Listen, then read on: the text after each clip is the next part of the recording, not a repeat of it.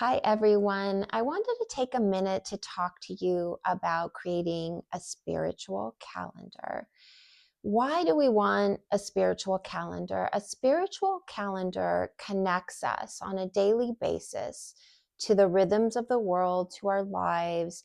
It keeps us connected to what is happening in the macrocosm as we move through our lives in the microcosm.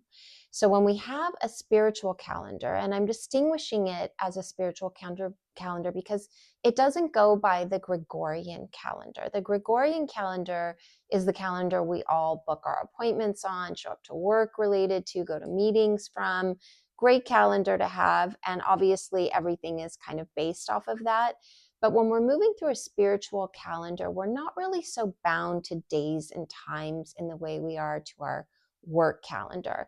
So this calendar is actually a reprieve. It gives you breathing room to kind of have a creative process around time. My calendar that I use for this is really just a printed out calendar from the internet. If you have a weekly calendar and you want to do it in there, that's great. Whatever you want to design for yourself.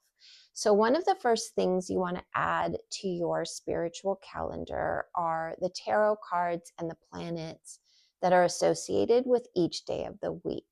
This gives you the opportunity to have a tarot card right there every day to run your day by, whether that's through divinic purposes. Maybe on a tower day, you don't want to sign any contracts or do anything that's going to require too much of a commitment, or you might want to hold out to have a date on Empress Day, which is Friday. So this is kind of another way to manage our time and our movements through the world in a creative, flow, spiritual way. So Monday is generally Moon and High Priestess. Tuesday is going to be the Tower and Mars. And you can just write these on the top of your calendar or do it week by week. Wednesday is the Magician, which is Mercury. Great day for communication, for manifesting, right? Thursday is the Wheel of Fortune, a karmic day, with Jupiter being the planet of good luck. Friday, as I said, is Empress and Venus, so a beautiful day for love or being in nature or taking care of ourselves. And Saturday's the World, and that's Saturn. So that's a day kind of might speak to you as boundaries, or a day, again, of really focusing on the self, a day of expansion, a day of fun. Sunday is the Sun, so that's a pretty obvious one. So you can fill those in and use those as you want.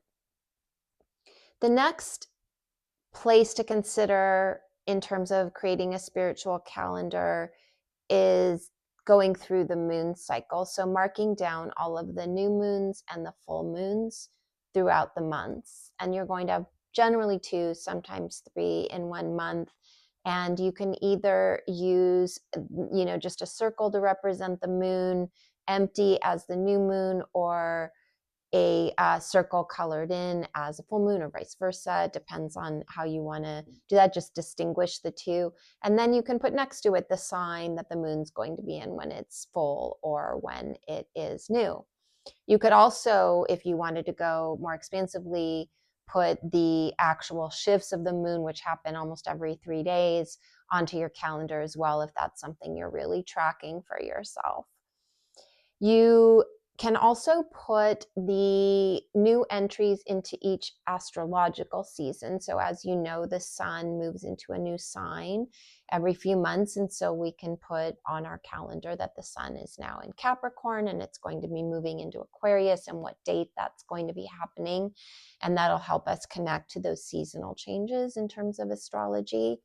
And layered on that are going to be our summer solstice, our fall equinox, things like that you can add on throughout your calendar.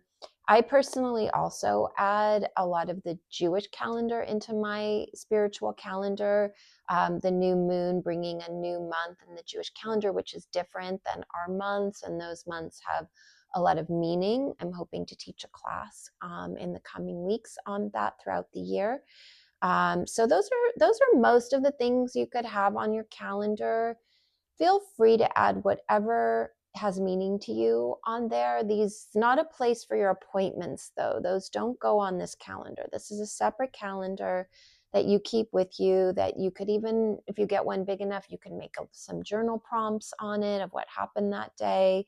Really mark if a particular thing goes on in your life, if you meet someone new or you bump into an old friend. Those are really cool things to add to our spiritual calendar. And then at the end of the year, this becomes almost like a grimoire, diary, or a journal, because it tracked your entire year and you are keeping track of what's happening. I've been doing this for several years. It's been very transformative. I love going back and looking at my calendars to remember where I was on that particular day of the previous year.